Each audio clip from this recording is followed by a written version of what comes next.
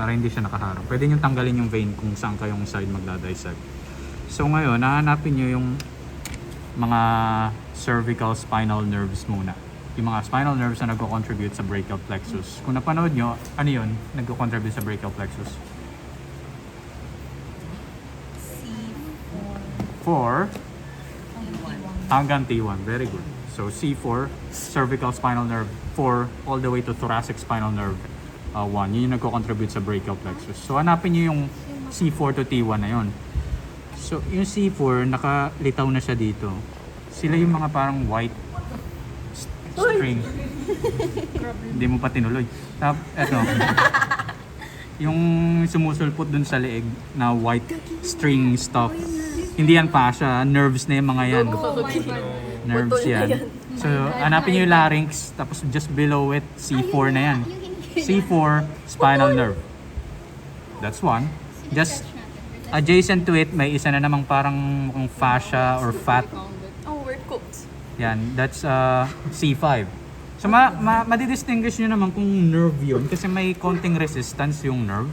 Yung fascia mabilis bumigay. Mapuputol kagad yung fascia. Pero yung nerve, kapag hinatak-hatak nyo ng ganyan lightly lang, may resistance siya. So, nerve yan. Wala na yun. Tapos, C5 and then C6 is malaki yung C6. Nandito na siya sa may axilla.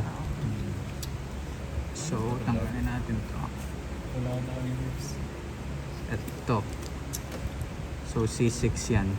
Malaki.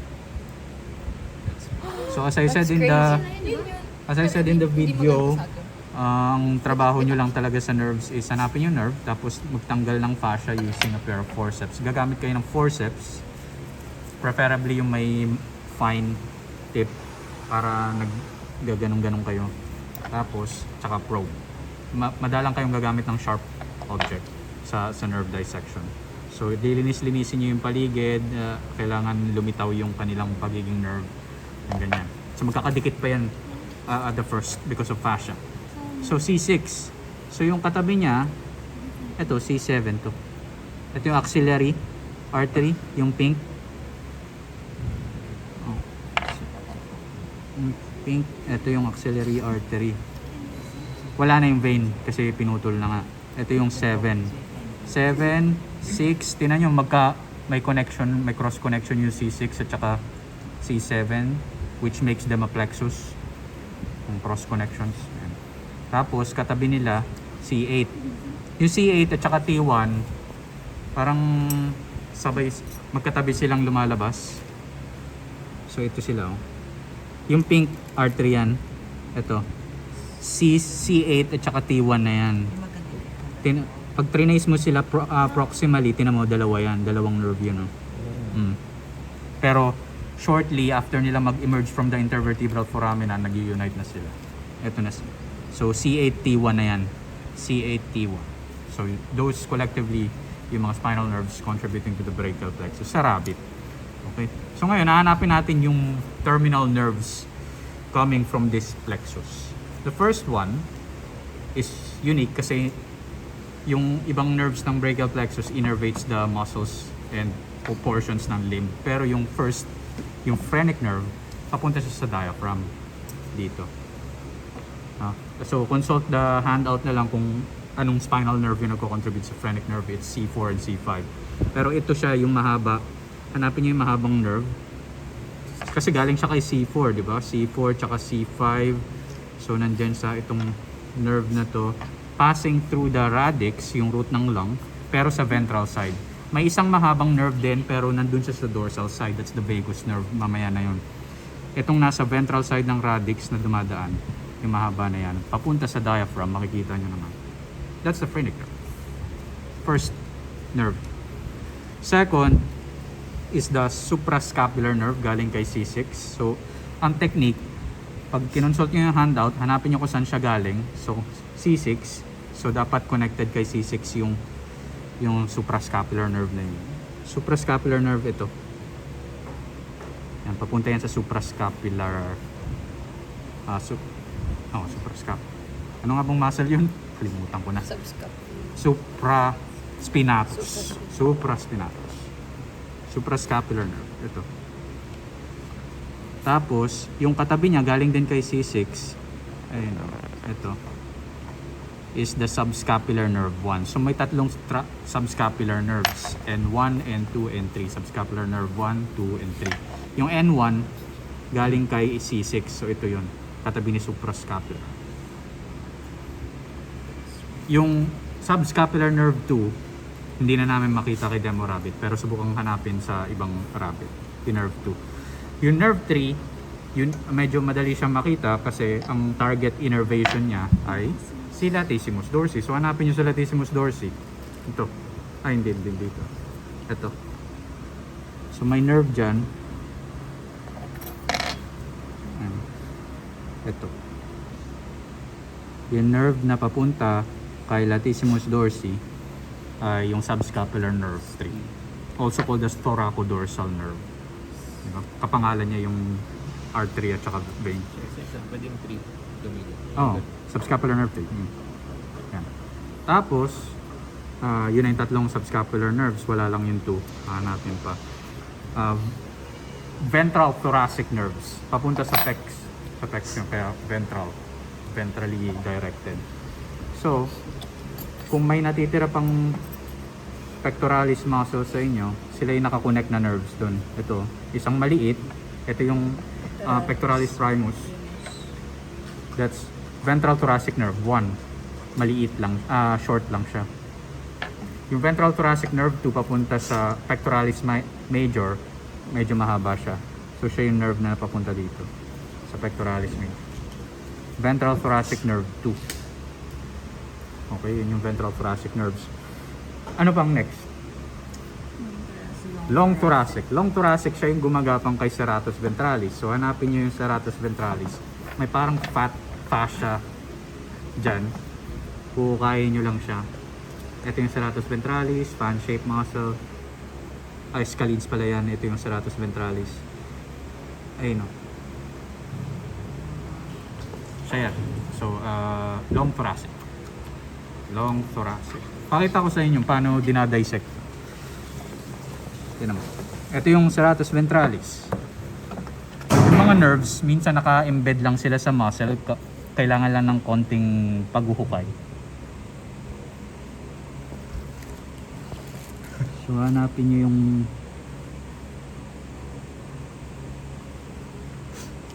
dito pala.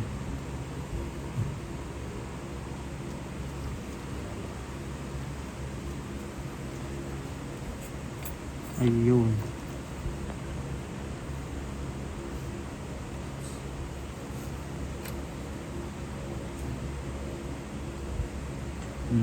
Lumalabas na siya.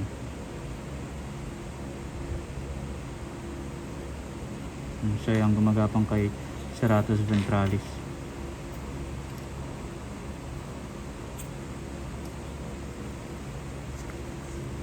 So that is long thoracic nerve. Hinukay ko lang siya. Kunti-kunti using probe and forceps. And then, after ni long thoracic, axillary galing kay C7. So hanapin mo si C7. C7, ito siya. So, yung galing sa kanyang nerve, C7.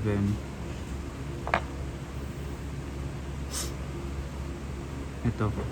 Ayan o, straight down pa. Diretso siya pababa kasi ang target niya ay deltoid sa ata. So ito, axillary nerve. Straight pababa, galing kay C7. Next. Radial. Ayan yung tatlo. Yung nasa video ko din. Kasi madali silang mahanap, mahaba sila at malalaki. Radial, median, ulnar nerve. Papunta sila sa braso. They innervate the muscles of the upper arm and forearm. So yung radial is the largest nerve of the brachial plexus. So ito siya. Ano, ang laki niya, madali makita.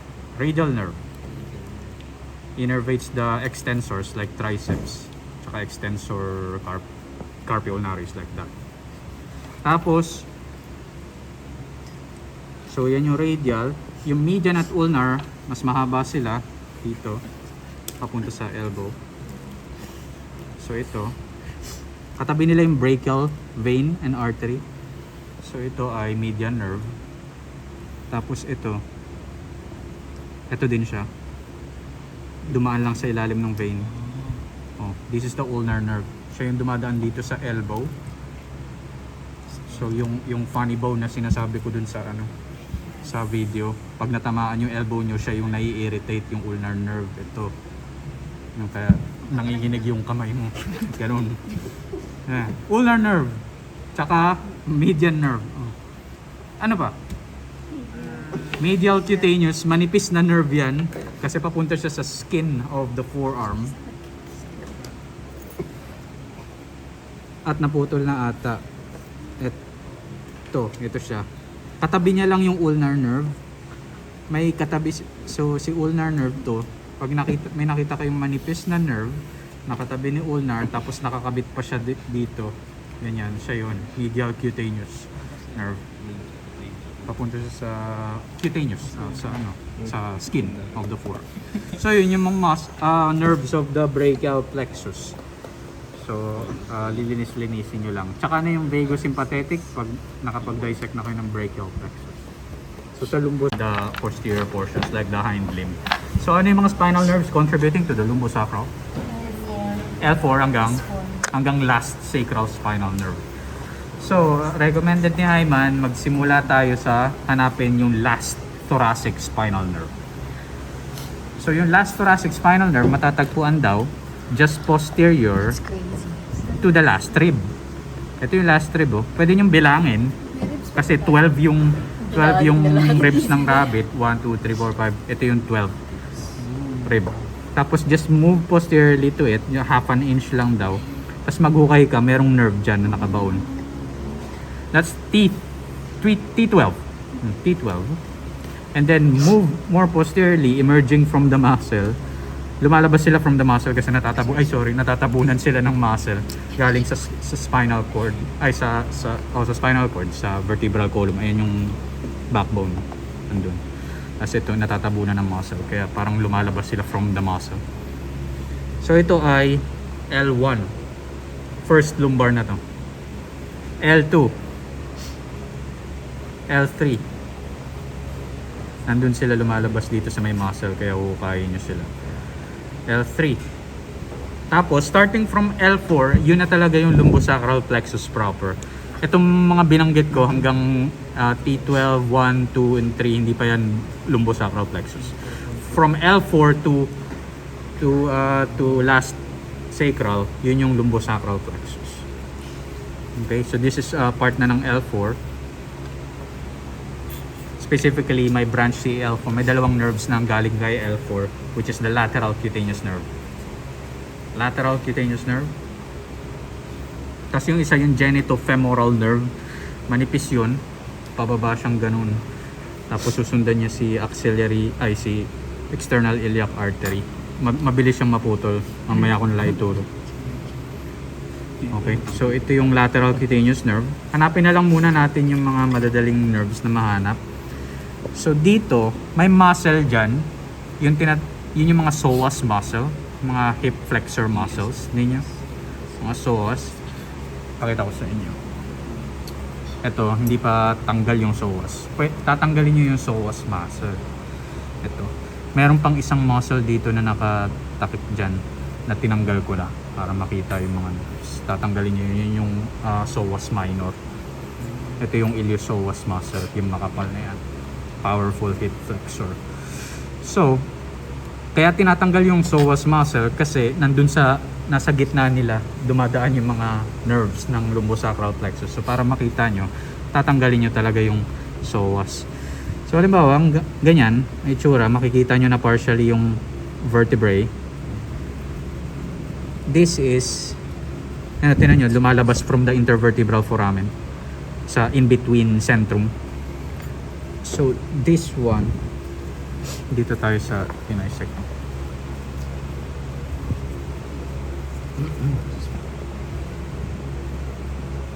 Kita nyo, kuti na yan. This is L5. Ito. L5. Tapos nakita nyo, may connection siya with L6. With L6. Ito. L5.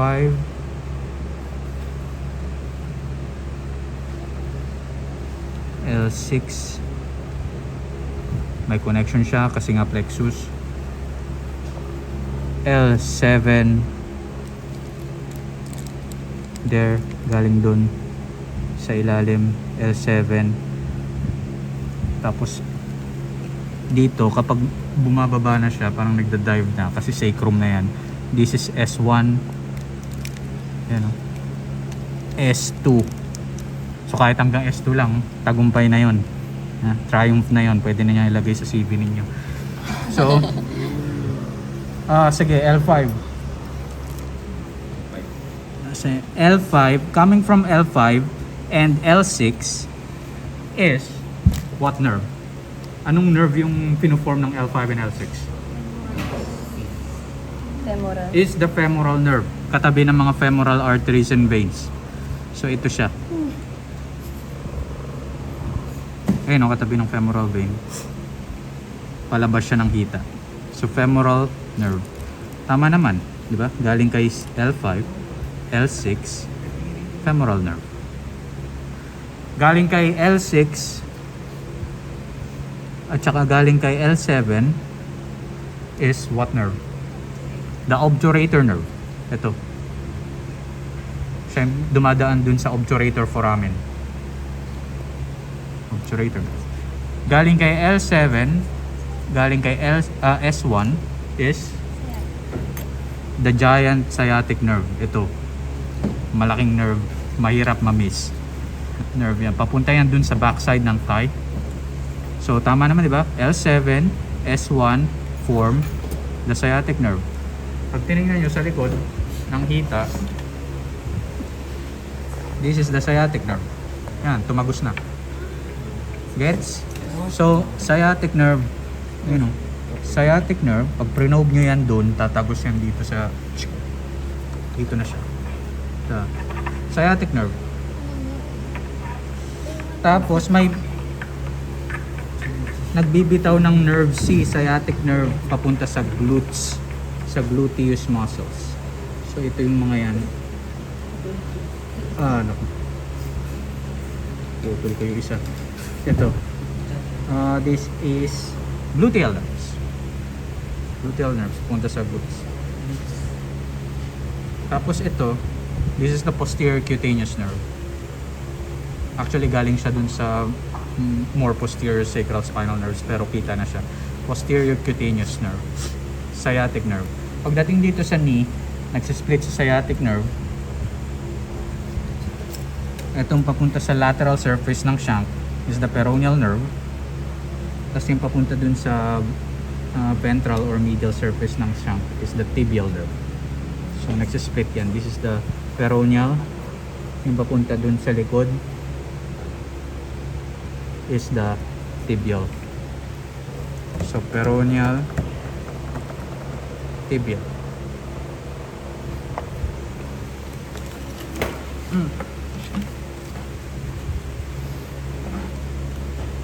Right, so again, femoral, obturator, sciatic. Yun lang muna yung hanapin ninyo. So again, just to run down, just posterior to the rib, last rib is T12, L1, L2, L3. This is L4 na, pero specifically the lateral cutaneous nerve. Tapos dito na kayo maghuhukay, tatanggalin nyo na yung psoas para lumabas yung backbone partially. So ayan na, L5. Kita din ba dito? Mas manipis yung L5 dito. Ano, L5. Ay, sorry. L4 pala yan. Mas na-dissect nila yung L4 dito. L5. Ito yung L6. So L5, nandito nakatago yung L4. Natatakpan ng muscle. So this is L5, L6, L7, S1, S2, nandun yung S3.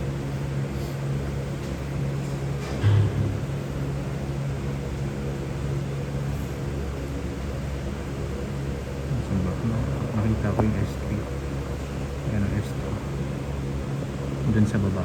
S1, 2, nandun na sa baba. S3. Tapos mas baba pa yung S4.